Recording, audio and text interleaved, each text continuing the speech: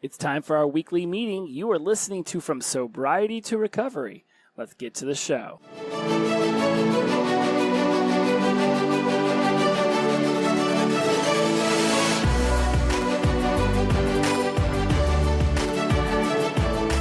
Hello, everybody. My name is Jesse Mogul, and I am in addiction recovery. And you are listening to From Sobriety to Recovery, our weekly dose of positive inspiration and a little bit of NLP knowledge coming your way today. Super pumped for this episode, like I say every single week, because this is literally one of my favorite things to do. Talk to you all and give you some of my lessons that I've learned from the week and a little bit of knowledge that hopefully will bring about wisdom and growth in your own lives. I have been noticing a lot lately in myself of a need, this desire to start reaching out to my old friends that I used to party hard with and reestablish those friendships. Most of them are married now with children. They have since long left the world that we used to inhabit of hardcore drinking and drug use. And in many cases, I was the one doing most of the drugs, and they were just drinking like normal people. And I'm using air quotes there, but you know what I'm talking about. And so what I've been noticing through this is a sense of motivation.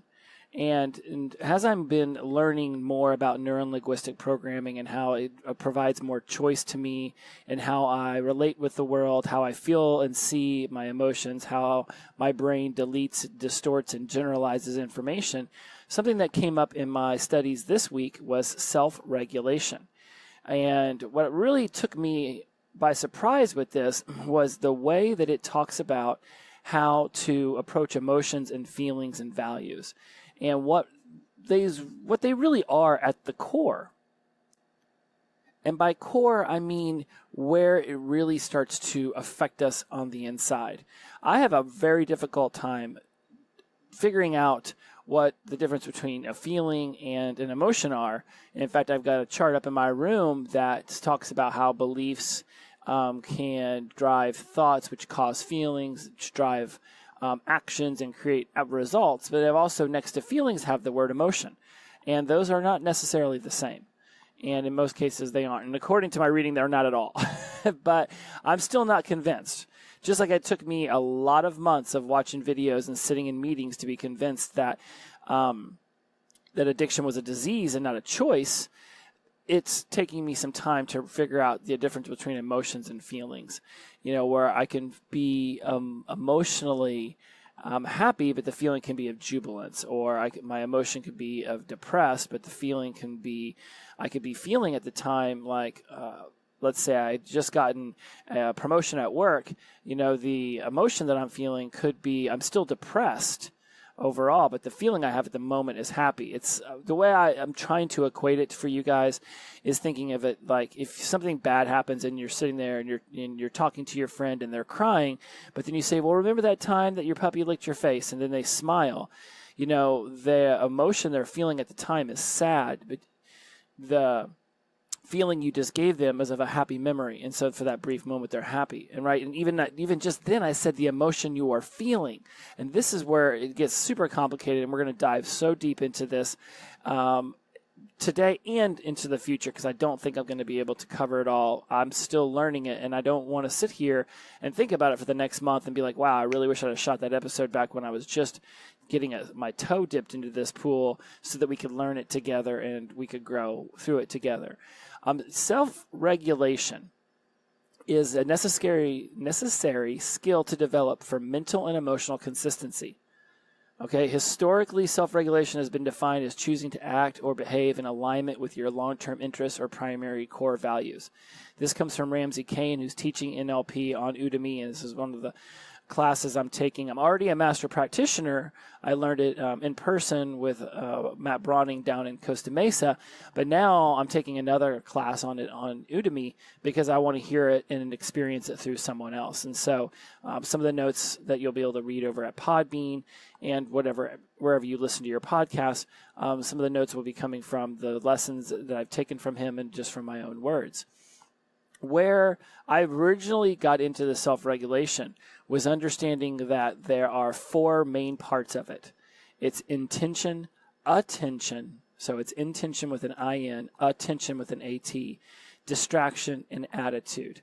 And by looking at the way you decide to go through a task, right? And since this is a whole show about sobriety and recovery, we're going to discuss it specifically around sobriety and recovery. But you can also take this to the job, or going to the gym, or being a more involved lover in a relationship, or just being a better mom, dad, sister, brother, whatever it might be.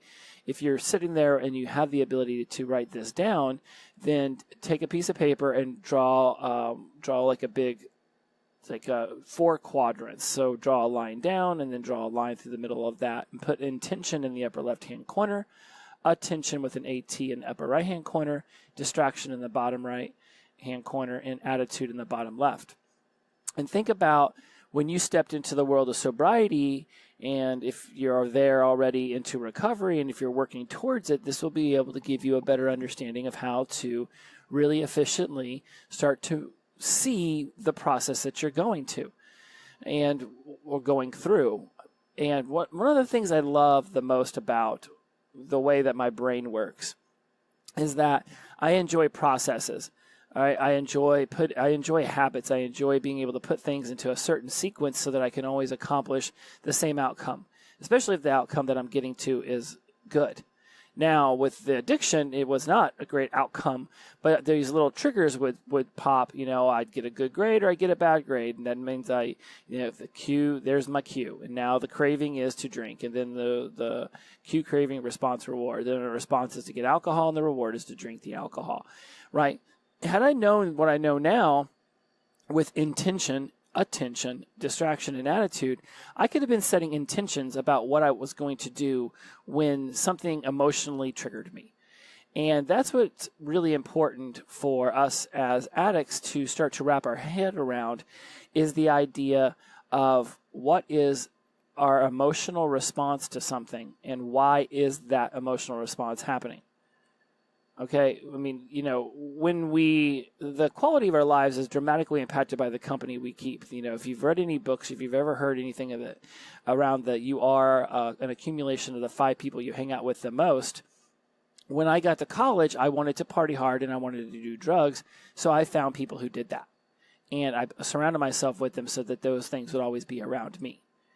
Okay, now, if I set a different intention, if my intention had been to get good grades and to be healthy, then I would have been hanging out with those people. But my intention was to straight up party hardy. I got away from the family. My mom and dad had gotten divorced the summer before college. All the ducks were in a row for me to lose my mind and go there and have a good old time. Now, when we start talking about intention within self-regulation, you can do this based on actions you want to achieve as well as emotions. Okay, if you say that you want to be sober and get into recovery, you have now set an intention for your sobriety. You ask yourself in that moment, what is the truth about this intention? Why do I want to be sober and get into recovery? For most of us, that's the easiest answer to come up with. I'm just tired of the bullshit life that I've been living. When people ask me why I got sober and how I stay sober, I was just fed up with the old me. Nothing about that old version of me, managing the alcoholism, managing the drug addiction, was fun. Even when I was younger and I thought it was fun, I was just fooling myself because it was like, well, I had a great time. I partied hard. I met pretty girls. I had a great time with my boys, and it was totally worth it. And then, doing that for a month became a year and became a decade and became 2 decades. And you look back and you're like, how much of that stuff do I really remember? What was the point of all of that? And so when you set this intention to step into sobriety and move into recovery, ask yourself the truth. What is the truth of why you want to do this? This is a very, very, very important step in self-regulation because it allows you to bring what might be unconscious to the conscious. And that is, to me, one of the most important things that we can do for ourselves. Because the unconscious mind is where all these patterns and habits and addictive behaviors get triggered, right? You might have been knowing for years that doing drugs and drinking have been detrimental to your relationships, your career, yourself, but you still kept doing it. And even when you bring something out of the shadows into right in front of you with this intention, it doesn't mean you're necessarily going to snap your fingers and everything is going to be great again, right? But it's the option you have now to actually see it for what it truly is. You once you pull this intention into sobriety and say, I want to be sober and I want to get into recovery because I no longer want to manage my addiction. I want to be present with the people I love. I want to treat myself better, and I want to succeed more within my career. Once you have that understanding of what you're looking to achieve, it's going to be, now you're able to see what it exactly is that you're working toward, what you're working on, and figuring out what will get you there, which is where attention comes in. All right, because now you can focus your attention exactly on what it is you want to achieve, what it is you are intending to accomplish. With that attention towards your intention, and I know this attention thing, it's screwing my brain up too, because one's I-N, one's A-T, but it's there, attention versus intention, and I'm really working hard to enunciate correctly so that you don't get too confused, because I already get confused. When you focus your attention on what it is you want to achieve, now you're able to evaluate, reevaluate, assess, reassess all that, the actions to see if your actions are serving you toward that outcome. Right? If you've set the intention to get into sobriety so that you can get into recovery because you want to, all those positive things I mentioned before. You be more present with the people who you love, treat yourself better, be more professional at work. Now, when you start giving your attention towards treating yourself better because you're in sobriety, and by treating yourself better, that could be working out, that could be getting up on time, that could just be, and those are to me, I don't want to say that they're superficial, because they're not, but let's go to what I think is truly the deep part about treating yourself right. Getting rid of the negative self-talk, no longer beating yourself up, not sitting in this perpetual state of depression because you think that there's no way out, right? You start to put your intention on realizing there is a way out. There's a way out because other people have done it. Other people have gone through horrible tragedies and come out on the other end. So it's possible. I mean, you could have lost a loved one. You could have been sexually abused. You could have been physically harmed. I mean, wherever your brain wants to go, when I say absolutely horrible tragedies, let it go there for this moment and say, okay, that's happened to people. And yet you see that they've been able to come out of it. And then you've seen other people who weren't. You can't sit here and say, well, my horrible tragedy is worse than everyone else's, and therefore I'm stuck in this forever, because other people have gone through a similar tragedy and been able to come out of it. And there's a Musaf Malali, I think, she had acid. She's Muslim. She's a young girl. She had some acid thrown into her face, burned her face. Now she's won a Pulitzer, not a Pulitzer. She's won... oh, goodness, what's a big, huge award that everybody craves to want to be able to get? I can't believe I just forgot it. My brain will get it later. But now she opens up schools. She writes books. She's just this amazing influence all around the world. And she had her face burned with this acid, attacked. And she's able to come out of that. You've heard people from World War II who are in the concentration camps being able to forgive the Germans for what they did, be able to move through that and come out of it. So I'm only throwing you out some really bad ones so that you realize that if you set your intention to come out of it and then you pay attention to how you're doing it, it is possible. And then by putting your attention towards it, if you say, I am going to treat myself better, and then at the end of the day, you evaluate the way you treated yourself, then you can say, oh, well, here I could have been nicer to myself. When I locked my keys in my car, instead of beating myself up, I could have just realized that my mind was somewhere else, and in the future I should be more present to what's happening in the moment. By setting an attention towards getting better self-care towards yourself and being nicer towards yourself, you're able to understand when you don't. And then you just evaluate it and then say, tomorrow I'll be nicer to myself. Tomorrow, if I eat the cookies that I didn't want to eat because I'm trying to lose weight, then I'll understand, well, what was the action that got me there? Did I allow a feeling or a thought to spark a feeling that drove me thinking, oh, now I need the cookies. I've got a lot of friends who say they're emotional eaters, and I'm like, okay, well then let's figure out what thought sparked that feeling which drove the action to the cookies, right? Did you have a thought like, look in the mirror and you're like, oh, this is going to take forever. I'm never going to be able to lose this weight. So that sparked a feeling of, I feel like this is insurmountable. I will not be able to overcome this. And then the action was, well, screw it. I might as well just eat cookies today then. What's going on in your head? What pictures are you seeing of your thoughts that are sparking these feelings that are driving these actions? And then you'll be able to see when you set that intention and started paying attention to treating yourself better, what was the action that either got you to do that for the day or didn't help you do that for the day. Step 3 in this whole thing is distractions. When you're evaluating and assessing the areas of your life where you're paying this attention, start noticing the distractions that get in the way from you accomplishing what you're working toward achieving. Right? We don't want distractions to keep us from our goals. Cookies are distractions, but also people can be distractions. If you're hanging out with those 5 people and none of them are trying to lose weight and you are, then they're a distraction. They might say, no, let's go to lunch. And then they all want to get, jalapeno poppers and nachos. And you're sitting over here wanting to order a salad, but you don't want to feel different or weird or upset them. So you end up eating the food that you didn't want to eat. And then you go home and the thought is that you're a loser, which sparks a feeling of sadness, which drives the action of eating more sugar when you didn't want to. Right now, all of a sudden, that distraction, now you're blaming your friends. Well, if you hadn't have made me go to Chili's and eat all those jalapeno poppers, I'd be skinny by now.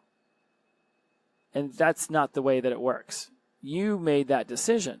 One, to go out with the friends who you knew weren't going to necessarily eat the way you wanted to eat.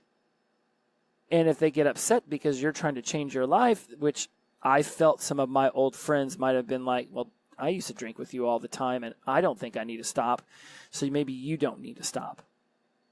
I remember having someone tell, not just someone, multiple people telling me, I don't think that you're an alcoholic. And they didn't see what I was doing to myself in my bedroom by myself. They didn't see the 5 bottles of wine that I could polish off in 2 hours of watching Vikings on FX. They didn't see that. And also, I had to ask myself, were they worried that if I was questioning that then they would need to? So is that just a distraction for me that I don't need? I don't need any more distractions. I am perfectly capable of giving myself my own. So when you set an intention to get into sobriety and move into recovery, and then you set your attention towards that, of being nicer to yourself, of being more positive about this experience, about understanding, about understanding why you got here and how you can move through it. I didn't go to AA and I didn't do the 12 steps, but I've read them and I've really dove into them a bit. And same with Refuge Recovery, they're 4 truths. And I'll tell you what, there's some steps in there with both programs that really allow you to go back, make amends, forgive yourself, release it to a higher power. I mean, this stuff is really crucial. I did it on my own in my own way, but I see why AA took off the way that it did and it still has for decades, because you set this intention, you start to pay attention by going through the steps. It helps you eliminate distractions because you're like, no, today it's all about step 4. Today it's all about step 9.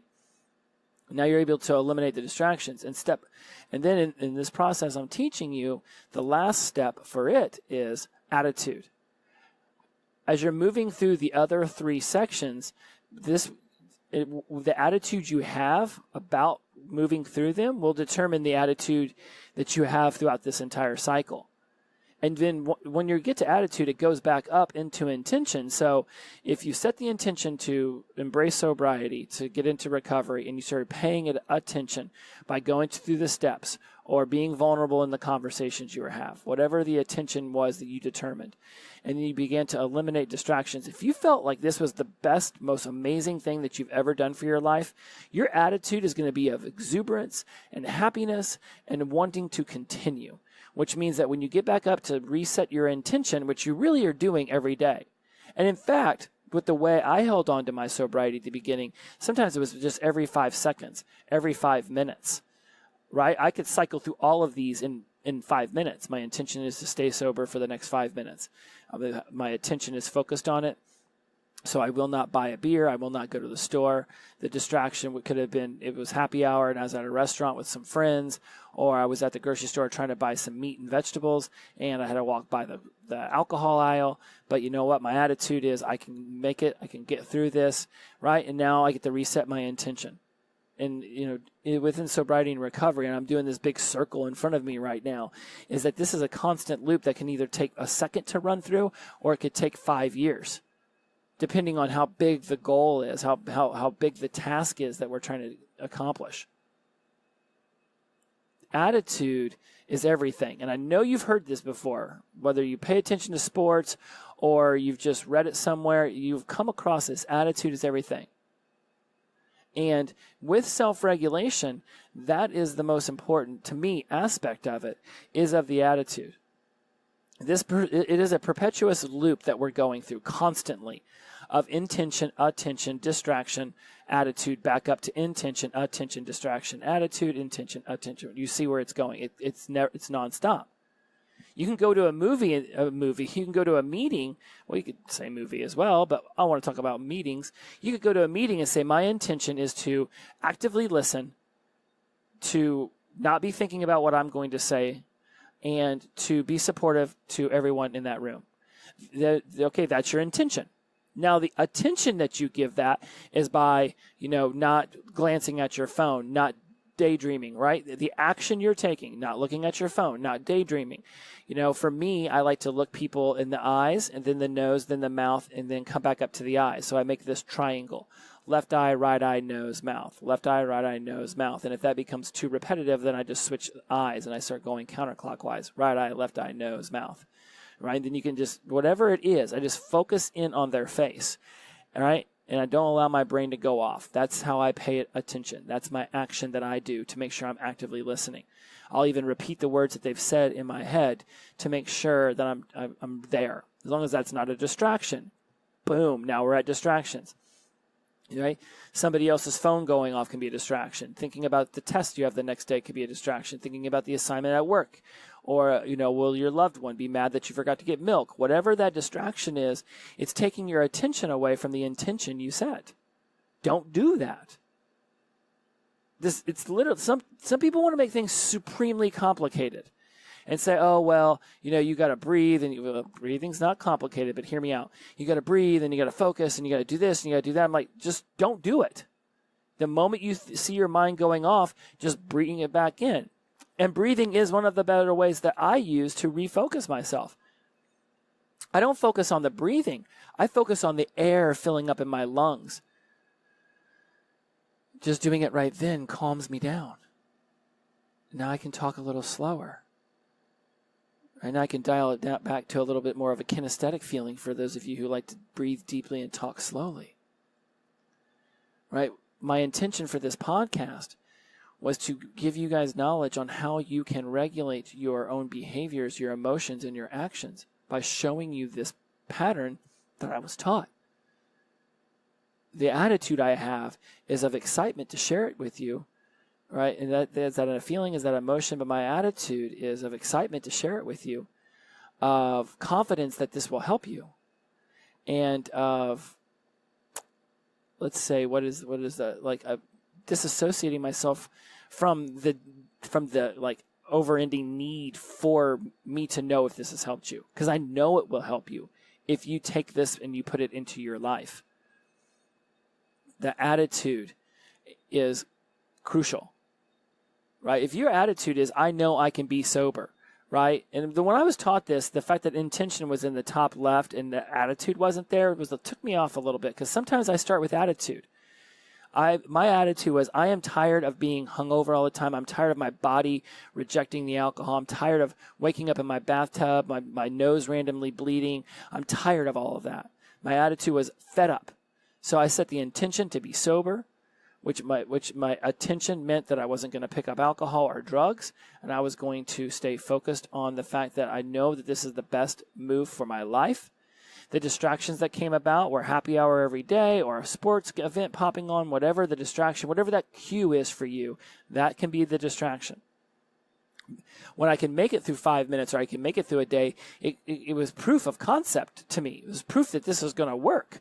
And then boom, I felt great. That is my attitude. And each day fed off of another one. Each day feeds off of another one. So you can go over to Podbean, check out the show notes. I'm going to make sure I put this there. And I typed out some really cool stuff from when I learned this on the lesson. And this is just step 1 of self-regulation.